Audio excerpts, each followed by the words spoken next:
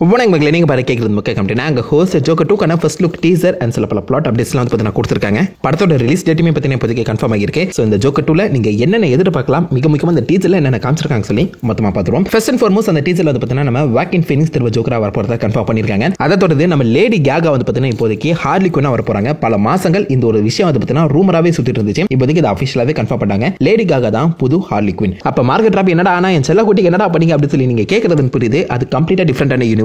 இது வேற மாதிரி யூனிவர்ஸ். சோ இதுக்குள்ள ஆஃப் கோர்ஸ் நம்ம மார்கெட் ராபி கூட்டிட்டு வர முடியாதுன்னு சொல்லி லேடி காகா பத்தினா சூஸ் பண்ணிருக்காங்க. அவங்க எதுக்கு ஸ்பெசிஃபிக்கா சூஸ் பண்ணாங்க சொல்லி எனக்கு ஒன்னு சொல்றேன். அண்ட் இந்த படத்தோட டைட்டில் வந்து பாத்தீங்கன்னா ஜோக்கர் ஃபோலியோ டியூஸ். அதாவது சிம்பிளா சொல்ல போனா ஜோக்கர் ஷேர்ட் மேட்னஸ். அதாவது ரெண்டு பேருக்கு கிட்டத்தட்ட ஒரே மாதிரியான அந்த சைக்காலஜிக்கல் டிசார்டர் இருந்துச்சுன்னா அதுதான் இப்படி வந்து மென்ஷன் பண்ணுவாங்களா. ஒரே மாதிரி குணாதிசயம், ஒரே மாதிரி யோசிக்கிறவங்க, ஒரே மாதிரி சைக்காலஜிக்கல் டிசார்டர் இருக்க ரெண்டு பேர் இல்லனா பல பேருங்கிற அர்த்தம் தான் அது. சோ இந்த இடத்துல மேபி நம்ம ஜோக்கர் அண்ட் ஹார்லி குவின் பாசிபிள் இந்த டைட்டில் வந்து ரெசம்பிள் பண்ணலாம். அப்படி இல்லனா ஜோக்கர் வந்து பாத்தீங்கன்னா ஜோக்கர் டாக்ஸின் மாதிரி ஏதாவது ஒன்று கண்டுபிடிச்சு ஆத்தம்ல இருக்க எல்லாரையுமே அவரை மாதிரி கூட மாத்துறதுக்கான வாய்ப்புகளும் இருக்கு. அண்ட் படத்தோட ரிலீஸ் டேட் வந்து பாத்தீங்கன்னா அக்டோபர் 4, 2024.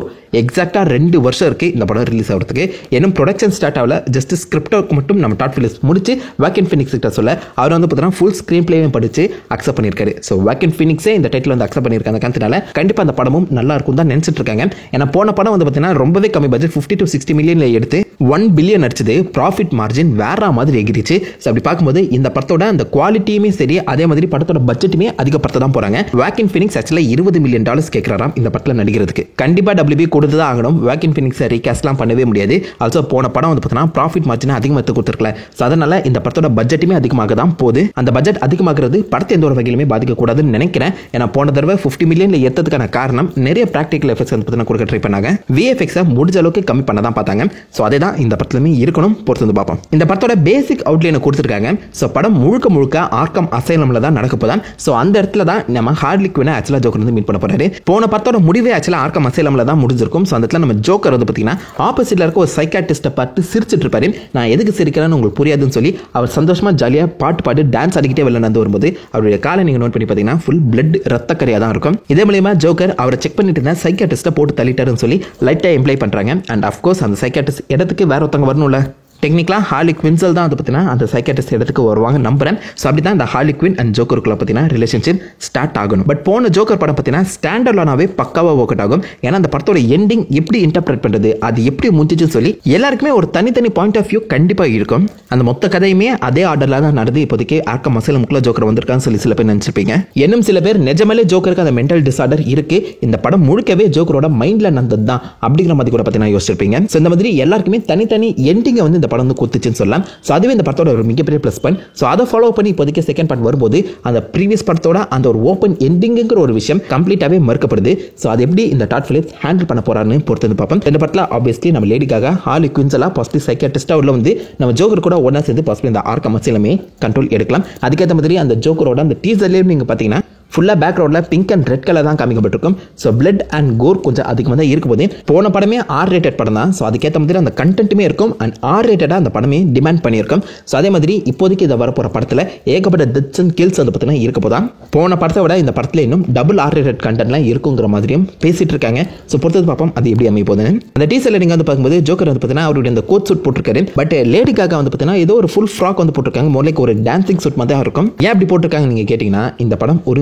மியூசிக்கலா போக போதான். அதாவது ஜோக்கர் அண்ட் ஹார்லி குயின் ரெண்டு பேருமே ஆர்க்கமே எப்படி கண்ட்ரோல் எடுத்தாங்கன்னு சொல்லி அது ஒரு மியூசிக்கல் வடிவத்தில் பார்த்தீங்கன்னா கொடுக்கவே போறாங்க. ஃபார் எக்ஸாம்பிள் லாலான்னு சொல்லலாம். இப்போ லேட்டஸ்ட்டாக வந்த வெஸ்ட் சைட் ஸ்டோரி சொல்லலாம். ஏகப்பட்ட டிஸ்னி படங்கள்லாம் இருக்கு. ஸோ இந்த மாதிரி ஒரு மியூசிக்கலாக தான் அந்த படத்தை வந்து ப்ரெசென்ட் பண்ண போறாங்களாம். எனக்கு பெருசாக மியூசிக்கல் பிடிக்காது. ஆனால் அதுக்கு முன்னாடி வந்து அந்த ஜோக்கர் படத்தை நீங்கள் எடுத்து பார்த்தீங்கன்னா லைட்டாக அந்த மியூசிக்கல் வாடா அடிக்க தான் செய்யும். மிக முக்கியமாக ஜோக்கர் அந்த படிக்கட்டில் இறங்கி வரதா இருக்கட்டும், ஆல்சோ எவ்ரி கில் பண்ணிட்ட அப்புறம் அவர் அப்படியே டான்ஸ் ஆடி போறதா இருக்கட்டும், அது எல்லாத்துலேயுமே பார்த்தீங்கன்னா லைட்டாக அந்த மியூசிக்கில் வந்து சேர்க்க பார்த்துருப்பாங்க. ஸோ அந்த ஜோக்கருக்குள்ளேயே அந்த மியூசிக்குங்கிற ஒரு விஷயமும் ஒளிஞ்சிருக்குங்கிற மாதிரி தான் காமிக்கப்பட்டிருக்கும். பட் இந்த படம் ஃபுல் அண்ட் ஃபுல் மியூசிக்கலாக தான் இருக்க போதுங்கிற மாதிரியும் டீஸ் பண்ணியிருக்காங்க. போன படத்தை விட இந்த படத்தில் டான்சிங் அண்ட் மியூசிக் நம்பர்ஸ் வந்து பார்த்தீங்கன்னா கொஞ்சம் அதிகமாக இருக்க போதான். The Boys சீரிஸ்ல கூட பார்த்திருப்பீங்க. ஹாஸ்பிட்டலுக்குள்ள கிமிகோ அண்ட் ஃப்ரெண்ட்ஸ் அது பார்த்தா டான்ஸ் ஆடிட்டு இருப்பாங்க. சோ அதெல்லாம் டக்குன்னு நடக்கிற மாதிரி இருக்கும். சோ அந்த ஒரு விஷயம் இந்த ஜோக்கருக்கு செட் ஆகுமான்னு கேட்டீங்கன்னா டவுட் தாங்க. சோ அது மட்டும் தான் எனக்கு ஏதோ ஒரு மைனஸ் மாதிரி தெரியுது. படம் பார்த்தா தான் புரியும் அது எந்த அளவுக்கு படத்துக்கு வந்து தேவைப்பட்டிருக்குன்னு. ஏன்னா ஜோக்கரே ஒரு நளினமான கேரக்டர்ங்கிற மாதிரி தான் போர்ட்ரே பண்ணப்பட்டிருக்காரு. சோ அதே இந்த படத்துல இன்னும் கொஞ்சம் எக்ஸ்ட்ராஜரேட் பண்ணி காமிச்சாங்கன்னா நல்லா தான் இருக்கும். கொஞ்சம் ஓவர்டு பண்ணா கூட எனக்கு தெரிஞ்ச இந்த படம் மொக்கையா போறதுக்கான வாய்ப்புகளும் இருக்கு. டாட் ஃபிலிப்ஸ் மேல நம்பிக்கை இருக்கு. பொறுத்து பார்ப்போம். படத்துல யார் வில்லனா வர போறா? புரியுது ஜோக்கரே வில்லன் தான். பட் பட் இருந்தாலும் ஜோக்கரை கெத்தா காமிக்கணும்னா அவருக்கு ஆப்போசிட்டா யாராவது நிக்கணும்ல. போன படத்துல அந்த டிரைவிங் ஃபோர்ஸா நம்ம தாமஸ் வெயின் தான் இருந்திருப்பாரு, அவரே செத்து போயிருக்க அந்த காரணத்தினால இப்போதைக்கு யார் வில்லனா வருவா? ஆர்க்கம் அசைலம் சொல்லும்போது அதுவே ஏகப்பட்ட வில்லன்கள் வாழ்ற ஒரு இடம் தான். சிம்பிளா இது நம்ம ஜோக்கரோட அந்த வில்லன் ரைஸ் அப் ஸ்டோரியா வந்து பாத்தீங்கன்னா அமைக்கிறதுக்கான சான்சஸ் இருக்கு. சோ ஜோக்கரே ஒரு வில்லன் பாயிண்ட் ஆஃப் வியூல வந்து பாத்தீங்கன்னா இந்த படத்தை வந்து பிரசன்ட் பண்ணவும் சான்சஸ் இருக்கு. அந்த மாதிரி படங்கள் வர்றது ரொம்பவே கம்மி. பெஸ்ட் எக்ஸாம்பிள் பாத்தீங்கன்னா அவெஞ்சர்ஸ் இன்ஃபினிட்டி வார் தான். அது நம்ம தானோஸோட ரைசிங் சொல்லக்கூடிய ஒரு ஸ்டோரி. தானோஸ் எப்படி வில்லனா ஜெயிச்சாங்கிற ஒரு படமா அது வந்து அமைஞ்சிருக்கும். சோ அதே ஸ்டைல வந்து பாத்தீங்கன்னா பாசிபிளி இந்த படத்துலயுமே அப்ளை பண்ணலாம். சோ ஜோக்கரே ஒரு வில்லனா கொடுத்து அவரே ஒரு வில்லன் ரைஸ் அப் ஸ்டோரியா வந்து பாத்தீங்கன்னா இந்த படத்தை வந்து அழகாவே அமைக்கலாம். ஆர்க்கம் அசைலம் சொல்லும்போது உள்ள ஏகப்பட்ட வில்லன்கள் இருக்க தான் போறாங்க. அவங்க எல்லாரையுமே விட ஜோக்கர் எப்படி பயங்கரமானவன் சொல்லி அழகாவே இந்த படத்துல சொல்லலாம். பொறுத்து வந்து பார்ப்போம். அப்படி இல்லைன்னா டூ ஜோக்கர் ஸ்டோரியில கூட பாத்தீங்கன்னா இது வந்து கூட்டு போகவும் சான்சஸ் இருக்கு. ஏன்னா போன படத்துல நம்ம ஜோக்கர் கீழே வந்து பார்த்தீங்கன்னா ஒரு கல்ட் ஃபார்ம் ஆகியிருக்கும். என்னதான் ஜோக்கர் இப்போதைக்கு ஆர்க்கம் அசைலம்ல இருந்தாலும் அவர் கீழே அந்த கல்ட் இப்போதைக்கு காத்தம் சிட்டில தான் சுத்திட்டு இருக்கு. அந்த கல்ட்டுக்கு ஒரு லீடர் தேவையில்ல. ஸோ அதனால ஜோக்கர் மாதிரியா இருக்க ஜோக்கரோட இம்போஸ்டர் ஒருத்தர் பாசிபிள் அந்த கல்ட்டோட லீடரா வரவும் சான்சஸ் இருக்கு. வில்லம் டெஃபோ இதை தான் வந்து ப்ரொபோஸ் பண்ணியிருந்தாரு. அதாவது ஜோக்கர் பேரை சொல்லி ஜோக்கர் மாதிரியா இருக்க ஒரு இம்போஸ்டர் இருக்கும், உண்மையான ஜோக்கருக்கும் நடுவில் நடக்கிற அந்த யுத்தம் மாதிரி இந்த படத்தை வந்து கொடுக்கலான்னு. இதே உண்மையான ஜோக்கரோட அந்த ஐடியாலஜியை பத்தினா அசைச்சு பார்க்குற மாதிரி தான் அமையும். ஸோ அந்த ஒரு வகையில் இந்த ஜோக்கரை பத்தினா ஹீரோவா கூட புஷ் பண்ணலாம். இந்த ஐடியாவை 4-5 மாசத்துக்கு முன்னாடியே பார்த்தீங்கன்னா வில்லன் டெஃபோ வந்து லைட்டா ப்ரொபோஸ் பண்ணியிருந்தாரு. ஸோ அதையே ஃபாலோ பண்ணி கூட இந்த படம் வந்து பார்த்தீங்கன்னா அமைக்கவும் படலாம். பட் இப்போதைக்கு வாக்கின் ஃபீனிக்ஸ் அண்ட் லேடி காகா மட்டும் தான் கன்ஃபார்ம் ஆகியிருக்காங்க. அது லேடி காகா ஹார்லி குயினா தான் வர போறாங்க. அவங்க கணத்திலே ஹார்ட் போட்டிருக்கு பார்த்துருப்பீங்க. அண்ட் ஆர்க்கம் அசைலம்குள்ள தான் ஃபுல் ஸ்டோரியுமே நடக்க போற மாதிரி மென்ஷன் பண்ணியிருக்காங்க. காரணத்தினால அந்த இம்போஸ்டர் ஸ்டோரியின் உள்ள வராதுன்னு நினைக்கிறேன். ஸோ மோர் லைக் இந்த ஜோக்கரோட வில்லன் ரைசிங் ஸ்டோரியா தான் இது வந்து அமைக்கப்படணும். அப்ப இவர் வில்லனா வளர்ந்துட்டாருன்னா கண்டிப்பா அவர் தடுக்கிறதுக்கு நம்ம பேட்மேன் உள்ள ஒண்ணுமே நீங்க நினைக்கிறது புரியுது. பேட்மேன் வர போறது கிடையாது, அவர் ரொம்பவே எங்கு. பட் இப்போதைக்கு இந்த படம் என்ன டைம்ல செட் ஆகிருக்குன்னு கூட நமக்கு தெரியல. நீங்க யோசிச்சு பாருங்க, 2024 அந்த ஜோக்கர் 2 வரும்போது கிட்டத்தட்ட அந்த ஜோக்கர் 1ஓட 5 வருஷம் கழிச்சு தான் அந்த படமே வருது. ஸோ படத்துக்குள்ளேயுமே அதே மாதிரி ஒரு டைம்ல ஃபாலோ பண்ணுவாங்கன்னு கேட்டீங்கன்னா டவுட் தான். அந்த டைம் ஜம்ப்ங்கிறத கொஞ்சம் கம்மி பண்ணலாம். மேபி டைம் ஜம்பே இல்லாம இந்த ஆர்க்கம் அசைலம்குள்ள நம்ம ஜோக்கர் முடிச்சார் பாத்தீங்களா, அந்த ஸ்டோரி லைன் வந்து கூட பாத்தீங்கன்னா அந்த படம் வந்து கிக் ஆஃப் ஆகலாம். ஸோ புது சைக்காட்ரிஸ்ட் வந்து அதுல இருந்து அந்த ஆர்க்கம் அசைலம் கண்ட்ரோல் எடுக்கிற மாதிரி கூட பாத்தீங்கன்னா அந்த ஸ்டோரி அழகாவே போகலாம். ஸோ டைம் ஜம்ப் எதுவுமே இல்லைனா ப்ரூஸ் வேன் அந்த பக்கம் குட்டி பையன் தான். ஸோ அவன் இப்போதைக்கு அப்பா அம்மா இழந்திருக்கான். ஸோ இன்னும் ட்ரைனிங் எடுக்கணும், மிகப்பெரிய ஒரு ஆளா மாறணும். இவர் கண்டிப்பா நம்ம ஜோக்கரை எதிர்த்து நிக்க வாய்ப்பே இல்லை ராஜா. ஸோ பேட்மேன் வருவாருங்கிற அந்த ஐடியாவே கேன்சல் பண்ணிட்டுங்க.